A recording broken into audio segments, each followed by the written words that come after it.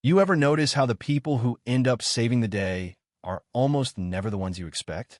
That's the funny thing about life, or maybe just about air travel. I was just another tired face wedged into a row of strangers, half buried under a travel blanket and clutching my little black carry-on like every other worn-out soul on the red eye from Chicago to Seattle. And if anyone glanced my way, they probably figured I was just another business consultant or school teacher who'd run out of caffeine and patience somewhere over Kansas. Which, yeah, that was kind of the point. I picked that window seat in 8A on purpose, hoping for some peace and a chance to fade into the steady white noise of the cabin. Didn't want to chat, didn't need a drink, just asked the flight attendant for a pillow, pulled my sweater tighter, and let my head rest against the cool window. Business travelers shuffled laptops. A couple from Minnesota across the aisle whispered about grandkids, and the flight attendants floated through the dim cabin in those soft-soled shoes, serving drinks and keeping their voices low. I could feel the eyes on me now and then, folks probably wondering how I could doze off so easy while they stare at ceiling vents and flick through in-flight movies they'd already seen. You know what I mean? These days, falling asleep on a plane feels almost suspicious.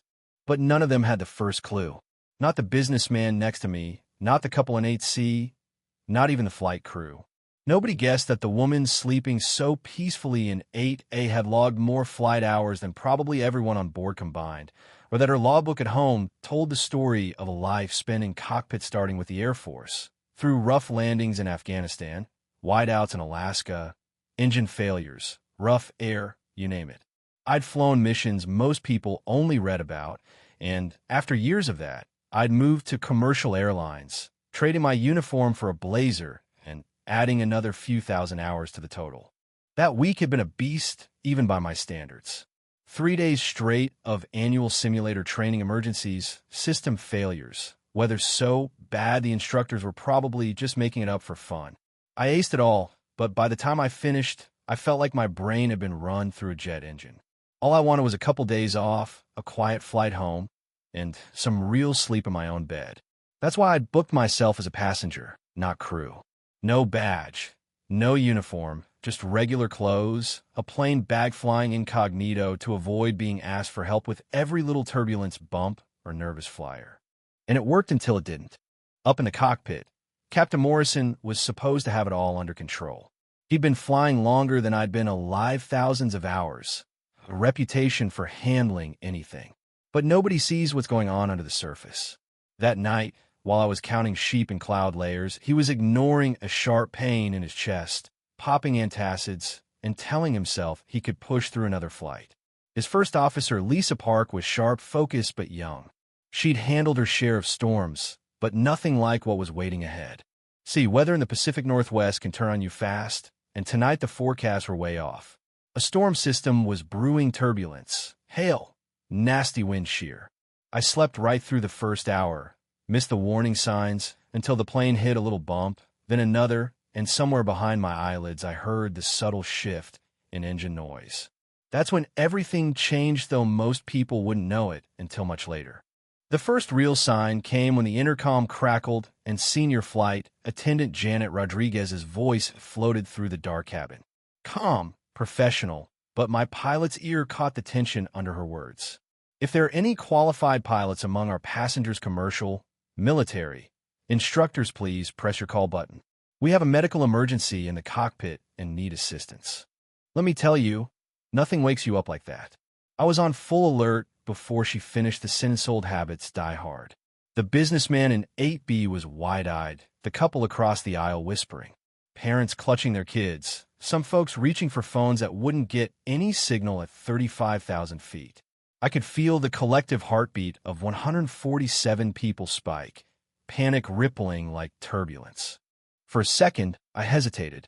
I wanted so badly to stay invisible, to just be another face in the crowd for once. But you can't ignore years of training, and you can't let people down when you know you can help. My finger found the call button. Rodriguez appeared in a flash. Her eyes searching mine, she could tell right away. "Are you a pilot?" she whispered. "Yeah," I said, already unbuckling my belt. "Airline transport license, 8,000 hours.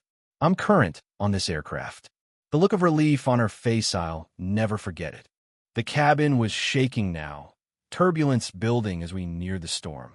People were starting to panic, some crying, most just clutching their armrests, eyes glued to the seat back in front of them.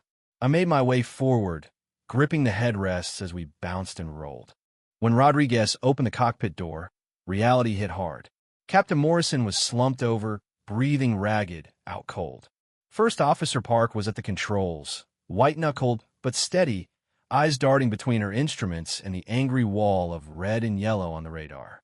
She glanced at me, not sure whether to be relieved or terrified. I slid into the observer's seat behind them. Maya Chin, commercial pilot, I said quickly. What's the situation? Lisa Park. Captain's down. I've never flown through a storm like this as PIC.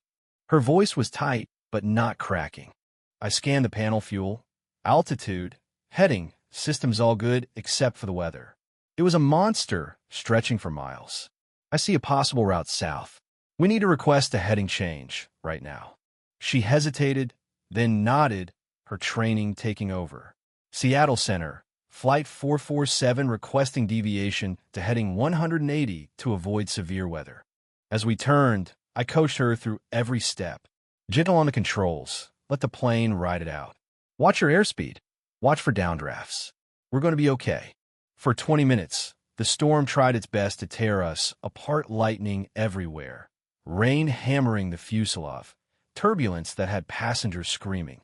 Through it all, I kept my tone, even talking Lisa through every shake and drop, every blip on the radar. At one point, the airspeed dropped sharply. Add power, raise the note just a bit. Good. Hold it steady. In the cabin, the tension was electric. Even Rodriguez, now buckled in behind us, looked like she was holding her breath. Every bump felt like the whole plane was about to fall apart. That's the thing about emergencies. The only way out is through. Eventually, we found a gap in the storm. The shaking eased. Ahead, Seattle Center came back on the radio. Flight 447, weather is improving.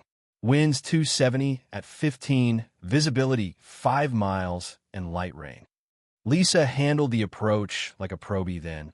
Her hands were steady, her voice almost calm.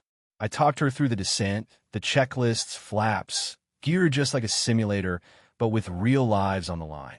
As we broke through the clouds, the runway lights stretched out below us, the city glowing faintly beyond the rain. You're doing great, I told her as we lined up. The worst is over. She just nodded, eyes locked on the runway, a hint of a smile breaking through the tension. Except the simulator never taught me how to handle a heart attack and a thunderstorm at the same time. We touched down smoother than half the landings I'd seen in my career. Emergency crews chased us to the gate, paramedics rushing on as soon as we stopped. Passengers filtered off, some pausing to look back at the cockpit with a mix of gratitude and shock. The businessman from 8B found me as he passed.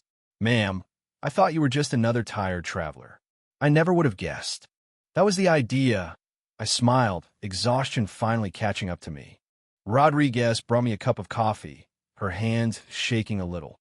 You probably saved all our lives tonight, she said.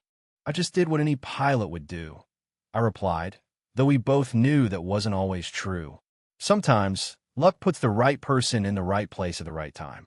The paperwork, the questions from the airline, the inevitable investigation that all came later. In the moment, as I grabbed my bag and made my way down the empty jet bridge, all I felt was relief and a strange sense of pride. Lisa, out in the terminal, the world was still waking up. Rain streaked the windows.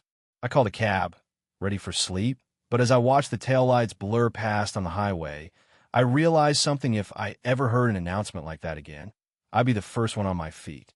Because that's what pilots do, even when nobody's watching, even when you're just hoping for a quiet ride home. You help because someday you might need help yourself, and on airplanes, there's no room for passengers who just watch. The storm had passed, but the echoes of that night would stick with every one of us who was there. Funny how life works. Sometimes you save the day without ever meaning to, and sometimes the real story is the one nobody ever hears. So what do you think? Was it fate, training, or just dumb luck that put me in 8A that night? Would you have answered the cahier or stayed invisible? Drop your thoughts below. Tell me what you would have done, and if you've ever had your own right place, right time moment. And hey, if you want to hear more stories where ordinary people get thrown into extraordinary situations, don't forget to share your take, subscribe, and let's keep this conversation going because you never know when it might be your turn in the hot seat.